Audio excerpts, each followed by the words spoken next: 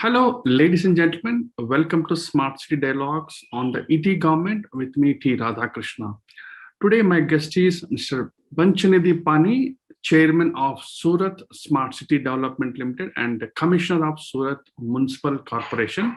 Mr. Pani is a 2005 batch IAS officer of Gujarat cadre with an extensive experience in varied leadership roles all across Gujarat. Surat is the second largest city in Gujarat after Ahmedabad and the eighth largest city by population and ninth largest urban agglomeration in India. It is the administrative capital of the Surat district. According to study conducted by Economic Times, Surat will be the world's fastest growing city from 2019 to 2035. The city has nearly 3 million internet users. Surat has been selected as one of the 20 Indian cities to be developed as a smart city under India's smart city mission. Surat, famous for its diamond cutting and polishing, is known as a diamond city of the country. Smart utilization of Surat city's potential for enhancing the quality of life for the citizens by providing equal access to best quality physical infrastructure, social infrastructure, mobility through leveraging state-of-the-art technology, thus making Surat futuristic global city with a focus on enhancing the economy, protecting the ecology, and preserving the identity and culture of the city is the vision of Surat Smart City. What is the status of Surat Smart City and its projects? Mr. B.N. Pani joins me from Surat Smart City headquarters.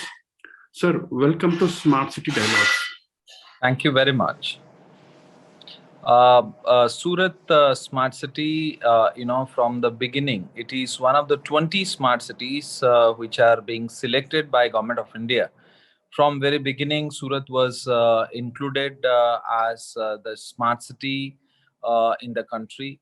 And after that, Surat has taken a lot of projects, both area-based development as well as pan-city development in the city. So basically, the leverage and the focus, particularly of the smart city, was to showcase one of the area which will act as an excellent, display of modern amenities, of best living quality, infrastructure, and in addition to that, for the entire city, pan city, how the technology can be introduced so as to get the best possible results and give the best possible services to the people of the smart city.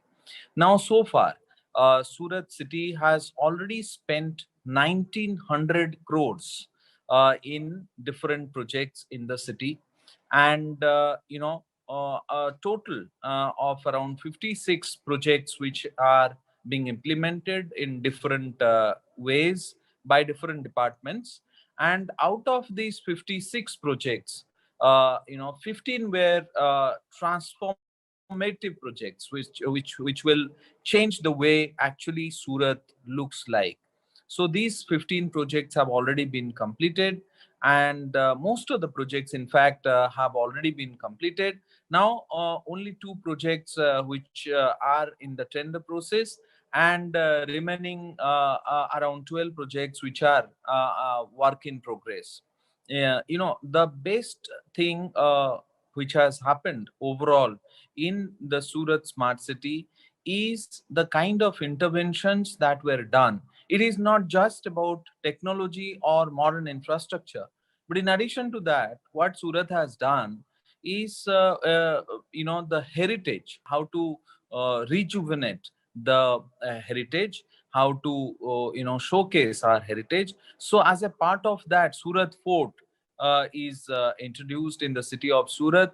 And this fort, which was lying almost in a dilapidated condition, very, very bad situation, this has been now renovated with a cost of 51 crores. So that is a part of smart city also, to revive our heritage. And one of the most modern things is the Surat Smart City Command and Control Center. From the Command and Control Center, we are getting all the information of the city. Surat is one of the few cities in the country which gets its data, and the kind of data which is there. So through data analytics, we do policy level decisions on the basis of the data that we get from the Smart City Command and Control Center. And if you see even the fire services of Surat city, all, from the beginning, all the vehicles have camera fitted, their timings are already there slotted, the movements, the door to door garbage collection movements, the other vehicle movements, everything is being monitored and supervised, and there is a beautiful surveillance system which is working through the Smart City Command and Control Center. So these are some of the projects which have actually changed the landscape of Surat. If you see another way, it is just not about, as I said, apart from modern infrastructure, technology, heritage, we are also trying to upgrade the standard of living of people. So uh, after the smart city project, we have developed certain iconic roads, certain roads which have best possible even for physically handicapped people, for people who want to have some space to relax. These kind of modern and kind of good architectural designs have been created for roads, and that is how people are using these walkways now. People are using the bicycle sharing system. People are using the roads along with the children, the old aged people. So that is what a smart city is, and that is what we are doing in Surat. Thank you. Thank you very much, sir. Sir, you are part of the first round winners of the Smart City mission undertaken by the Ministry of Housing and Urban Affairs, Government of India. You're also completing 5 years of the tenure very soon. Which are the significant technology-driven initiatives that so far you planned or executed or implemented, if you can? Yes. So technology is in the center of our smart city program implementation.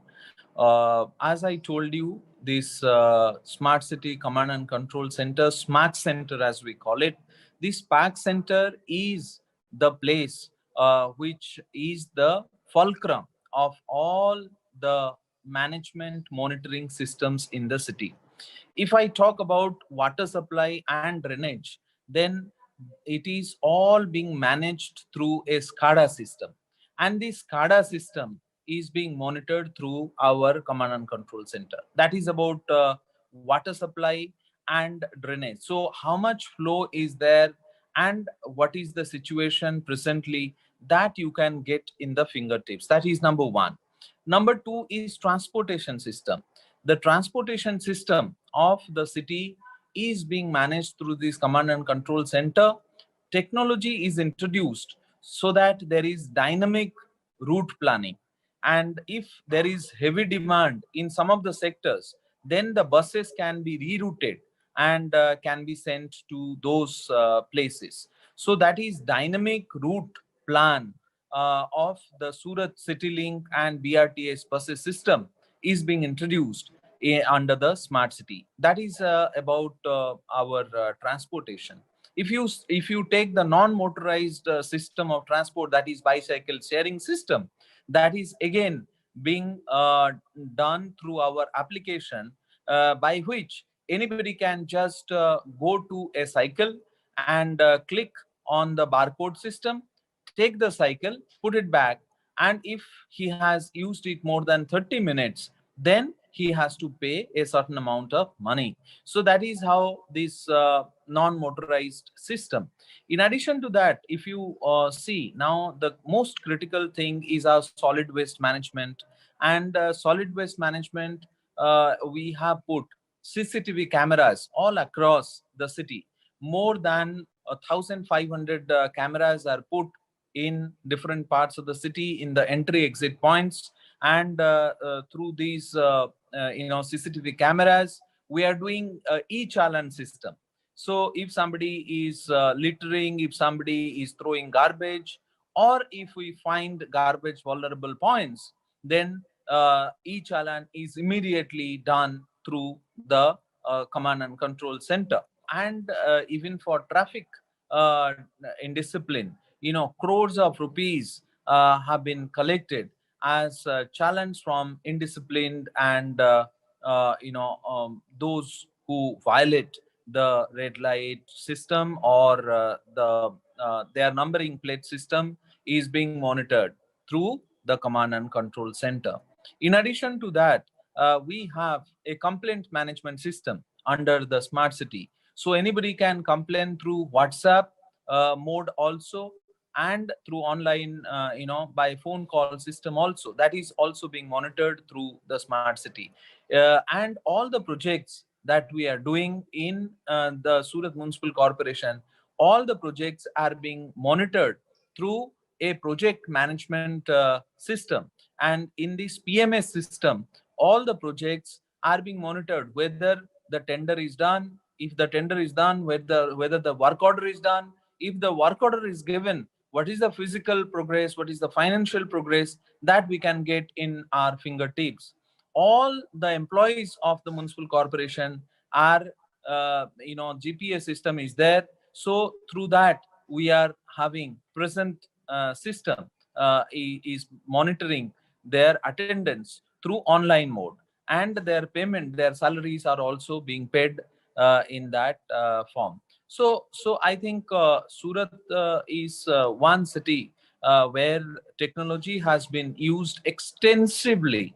That is one part of the thing. And second is qualitatively. It is not just about extensive use of technology, but it is also about how qualitatively, how transparency is introduced, how technology has helped give better services to the people of the city. So main focus has been better services and transparency, which is given to the people of Surat, the citizens of Surat.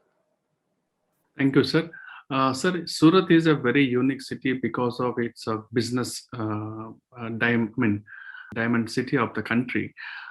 Did you see any opportunity that, as part of the smart city project, did you come out with any innovative project using this diamond city concept? See, we have under the aegis of there is another company through which we are implementing the Diamond and Mercantile City Company Limited. We are building one of the biggest offices of the world, diamond offices of the world. In fact, it will be even bigger than the Pentagon and Burj Khalifa and all that. It is that process is already being implemented. But in addition to that, what I would like to say in this regard is it is a diamond city. Now, diamond being the safety and security becomes very very important in the diamond city. So that is why the CCTV cameras, as I told you, are playing a very very important role to give confidence building measures, as well as to provide a culture of safety and security to the diamond people. And as I told you, this diamond Burj and this Dream City company will change the landscape of diamond for future, because now this will be the biggest office in few months time. This will be one of the biggest office complexes for diamond in the world. And as of now also, in the entire world, 9 out of 10 diamonds are being polished in the city of Surat. So diamond, in order to give the best possible technology, the best possible safety and security, the smart city has taken up some of the projects for them as well. Thank you very much, sir. Sir, uh, during the pandemic, COVID pandemic, either first wave or second wave, many corporations, many smart cities rose to the occasion, and they have given the best support to the city and the people. What has been the experience of Surat in managing the COVID-19 pandemic, and how this command and control center became very handy and repurposeful for the entire district operations? See, that is a very, very important question, which is very appropriate to the present times also, because in the beginning of the pandemics, when we it became very, because pandemic, all the people are being affected, so it is difficult to physically monitor each and everything. So that is why technology plays a very, very key important role in the city of Surat. When people used to come from other areas, particularly if I talk as per the wave, in the first wave, people, because Surat is a city having lots of migrant employees, to address the migrant employees issues, they wanted to go to other parts of the country. More than 15 lakh of people, so there was an online system. That is one. Second is, now, because in the beginning, in the first wave, when people used to have some of the symptoms, then they have to go to the hospital, go to this thing. So what we did, we created a tracker system, and COVID tracker system, we developed it in first 48 hours. So anybody who comes to the city of Surat has to mention from where he has come, where he is going, and his symptoms, his details, whether he is feeling symptomatic, asymptomatic, whether he is in the home or outside home. So we have referenced, we did georeferencing of him in that house. So particularly after georeferencing, if he moves out from his home or building, then we came to know, and we used to give punishment, or we used to tell him, we used to send our teams. So COVID tracker system helped us a lot. Second is, when this testing thing, all the testing has to be done and it has to be incorporated, so that testing results also were immediately sent through SMSs, through WhatsApps. That is one technology intervention that we did in the first wave. In the first wave, I must tell you another thing that Surat has done commendably well is the food management and the transport arrangement for the migrants. Despite having a lot of people, in fact, if you see Surat now, the local Surat people, they constitute only 7%. A lot of migrant population exists in the city of Surat because of diamond, textile, and engineering goods. And for them, when in the beginning of 68 days, the food has to be given to all these employees, laborers, and all. And we created a system. We used to give 15 lakh food packets per day for 68 days. So almost more than 18 crores of food packets were being delivered to different parts of the city where laborers are staying, so that no labor would feel that I'm not in the family. So they felt like as if they were in the family. And in fact, with our appeal, the community involvement of Surat is so much that I'll just give you one incident. The local females, they used to cook for their families, but they used to say, if you need, so they used to cook 2 more chapatis or rotis for the laborers. Somebody cooked more, 15 more chapatis. So by that we collected 2.5 lakh rotis from the women of the city from different societies. And these rotis were put in different packets, and the sabji was put in different packets, and these food packets were being delivered to the needy people. So this kind of community involvement which was seen, that was the first wave. In the second wave, whether it is oxygen management online, whether it is our ambulance tracking system, whether the oxygen carrying vehicle tracking system, all that was managed through technological means, and that is how, in fact, in the second wave, more technology was used to address the systems. For example, bed vacancy. We created an online system of vacant beds. So whether it is general beds, whether it is oxygen bed, or it is BiPAP or one ventilator beds, these bed availability status of government as well as private hospitals was being seen by the people of the city, and that is why the golden period that can save a person could be used by the patients to go to a hospital which is having bed, which is having good facilities. So this kind of an arrangement, use of technology done through smart city, and that is how it has helped us a lot in managing both COVID, the first wave as well as the second wave. Thank you. So smart cities are pursuing next generation technologies as a future opportunities. Do you have any such, are you exploring any such potential areas? Yes. See, one area is electric vehicle, and that is one of the areas that we are exploring.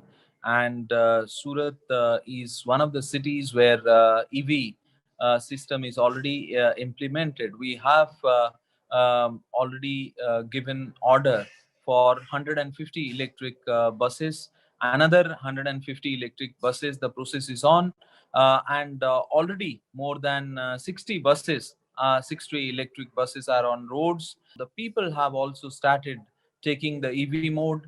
Now we are interested to have more and more charging stations, more and more EV vehicles, and that is one area. Second area is use of renewable resources, and Surat Municipal Corporation is one corporation in the country which is using 34% of my energy consumption is coming from renewable sources of energy, wind energy, solar energy. So that is another area where our focus will be there. The third, which will be very, very important, is the drone technology, and that is one technology that we are thinking that will help us in managing cities problem, whether it is law and order, whether it is garbage problems, whether it is monitoring the river. This that is the third thing. Fourth will be artificial intelligence. Artificial intelligence, in fact, for example, in COVID, we used robots because to avoid infection. We used robots to avoid this thing, infection. We used the Li-Fi system. The Li-Fi system from the bed, one can the all the vital parameters will go to the big command center, from which doctors can monitor the each patients, and with less number of doctors, more number of patients can be treated. So these are some of the areas that we are focusing, and we are also trying to see these new areas of technology will be useful in managing our future endeavors. Sir, you are a senior IAS officer. Do you see that the hybrid model of working style now? And then most of the time, government offices are available on online, addressing the people concerns, ensuring that the entire functions of the government offices are going without an interruption. And second is at the same time you are also available on demand offline. That means in 8 to 10 hours of your functioning system, you are ensuring that you are available online, you are available on offline. So as a senior officer, do you see that this trend will continue and people like to adopt the similar kind of function system? See, I must tell you, before IAS, I was in IPS. So, in IPS during our training, we were told that we work 24 hours, 24 into 7 is the system, and and nobody can say that now I am in offline mode, or I'm this is not my this, so that era is already gone. And I must tell you, we are all working 24 into 7. And now if there is any emergency, if there is a fire in the city, or if there is a flooding in the city, or during COVID times, we never say that this is this time. So as you have already said, we are available online, and in the offline mode also some kinds of projects are underway. So now the expectation of the people have increased. Now the earlier it was just service, but now it is also the quality of service, how you give that service, how best you make a person comfortable, how best you provide a city. For example, earlier gardens used to be there in the cities. Now we have in Surat, what we have done, we have created a biodiversity park of 87 hectare. So no more people are interested in just a garden, just a small garden. People are interested in birds chirping, birds, animals, and how they can feel better, how they can have a walkway of around 10-15 kilometers, how the people can have an 80 kilometers of bicycle track and all that. So I think the future lies in planning it best, and planning it and executing it in a proper manner, with the expectation, as the education levels are going up, as the economic activities are going up, peoples have high expectation. And as government, as IAS officers, we are supposed to work in such a manner to address the the expectations of the people. And I think there is a lot that is being done. If you talk about Surat, it is not just about that earlier a municipality, people used to say municipality, these road drainage, and street light and water supply, that's it. No, that's not the end of the they want riverfront, they want biodiversity park, they want best parking facilities, they want bridges, they want best kind of infrastructure, best services, and best use of technology, and they want everything in their fingertips. So technology is another very very significant thing that people. So as a citizen myself, what I would require if I go to my hometown, so similarly I should work in that mode, that if I am a citizen, if I can expect this much as a municipal commissioner, on the other side of the table I should try do as much as hard work and planning and execution, so as to fulfill the aspirations and expectation of the people. Thank you. Sir, can you introduce your project management consultant and your MSIT and your technology partner for integrated command and control centers? Can you just name them? See, for technology for smart cities, initially it was IBM. Later on, it was PwC. For our ABD, there were several other consultants. For example, those were good in water supply. They were used for water supply and drainage systems.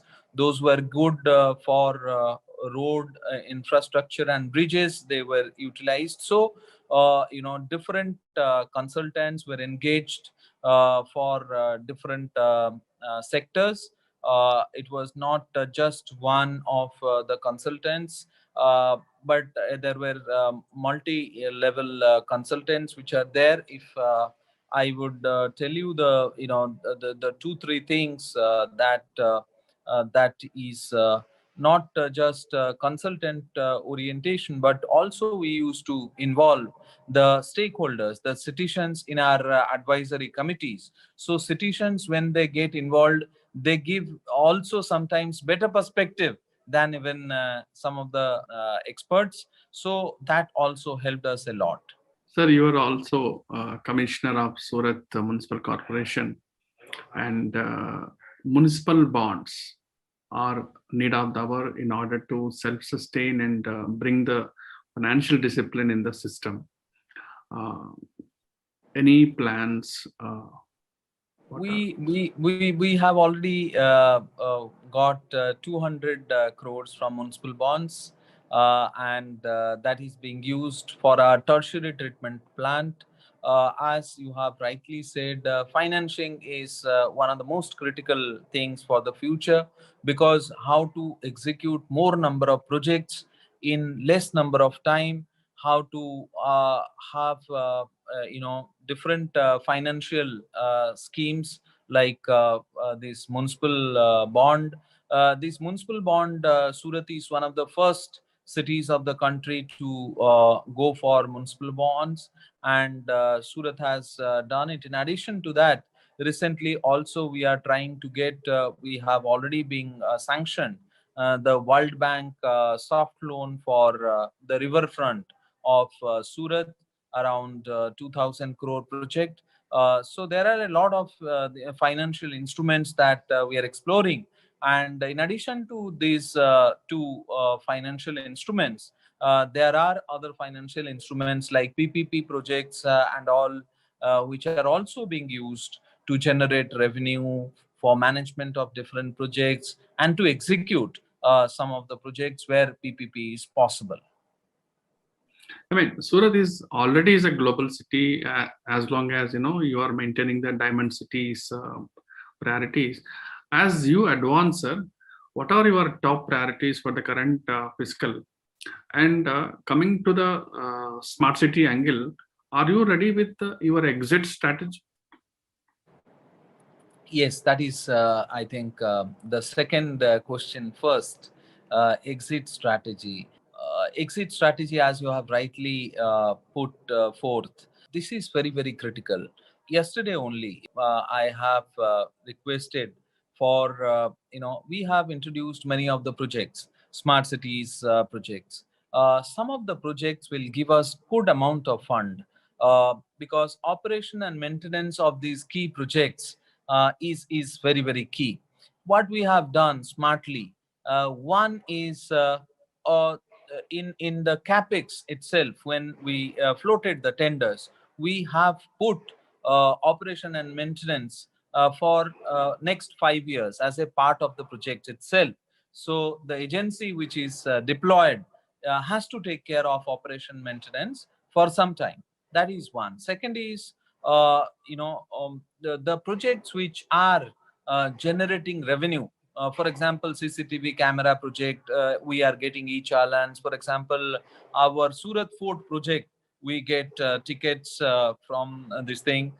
So there are some projects which will give us some revenue. So these revenue will be kept in the smart city SPV. So as to address, so as to use that fund for future operation and maintenance. So I think exit as such is not the answer.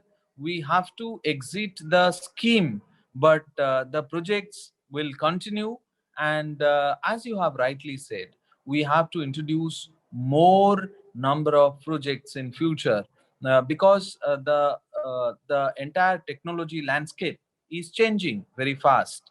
So we have to introduce new technologies, new projects have to be introduced, and the smart city spirit has to continue. Though the projects may end, the smart city spirit, that I will say, has to continue. That is one. Second is, you have asked me about the important projects for this fiscal. As a smart city, we are also implementing, as I told you, the one of the biggest offices of the world, that is Diamond Bourse. Second will be Surat Metro. This is a 12,000 crore project, which has already, the tendering has already been done, and the agency has already started work. That is second project that is our focus is on. The third is our ring road project. In fact, 17-kilometer road work is already in the final completion stage. So that ring road project will be third important project. The fourth important project will be our treated water. Cities are fighting for water. So our sewage water, we are earning 140 crores from our sewage water by treating it, by recycling it, and by reusing it, by selling it to the industries. So that is so we are going for another 485 mld of tertiary treatment. That is one of my fourth most important this thing. And in addition to that, there are a lot of newly merged areas which have come newly into the city. Earlier they were outgrowth areas. So there, the basic infrastructure as well as the extension of the modern infrastructure, that is another very important priority for me. In addition to that, we are creating a riverfront, as I have told you. That is a 6,000 crore project, riverfront, that will change the landscape of Surat in times to come. So in a total, bullet train is coming, going through the city of Surat. Around more than 30,000 crores of project that is being executed right now. That will be my focus. And in addition to that, how to give best kind of services to the people by using technology, that will be our one of the very important services. So these are some of the things that we are doing in the current financial year. And these are the things which will change the way Surat looks like. So one supplement question, final question. Riverfront. Uh, can you elaborate that? And who are key stakeholders? As you rightly mentioned, World Bank is already part of it. You see, Surat riverfront, Tapi River, on the bank of Tapi River, Surat city is situated. So it is a total 85 kilometer of river goes through the entire Surat district. In the Surat city, almost 35 kilometers of the Surat, Tapi River is going through the city. And to develop that, one part is Surat Tapi rejuvenation program. That is a 1,000 crore program where all the drainage industrial outlets which were earlier falling in the Tapi river, these are blocked. And more than 37 sewage treatment plants, 50 SPS pumping stations, and all that we are doing. That is one. That is, first is to rejuvenate it. Second is the riverfront. There will be promenades, there will be gardens, there will be through and through walkways, cycleways. And in addition to that, there will be huge land banks which will be used for development of commercial and recreational spaces in Tapi riverfront.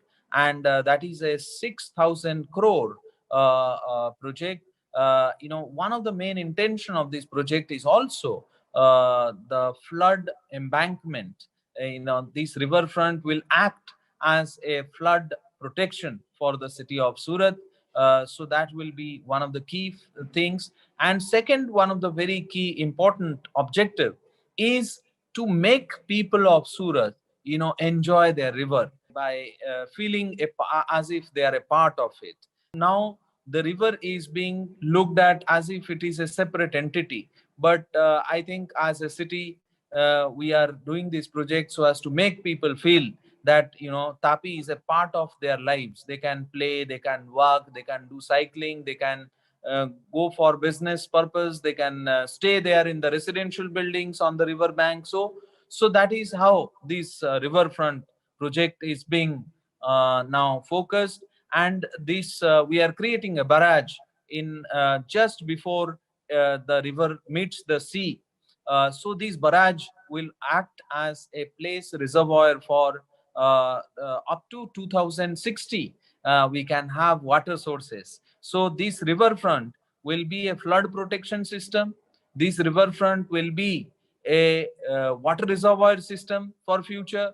This riverfront will be a recreational space. This riverfront will be a transportation space. This riverfront will, in fact, make people feel as if they are a part of the entire ecosystem, Tapi River. So all these are major objectives of Tapi Riverfront. Any timelines? The recently it is being sanctioned by Government of India. Now we are in talks with World Bank. In another 6 months, the project will be completely, the DPRs and everything will be ready. And after 6 months, the tender process will be done. Mr. B.N. Pani, sir, wonderful talking to you. Thank you for joining Smart City Dialogues and sharing very deep insights with us. Thank you very much. Thank you very much. It was a pleasure talking to you. Thank you very much. Thank you to the Economic Times.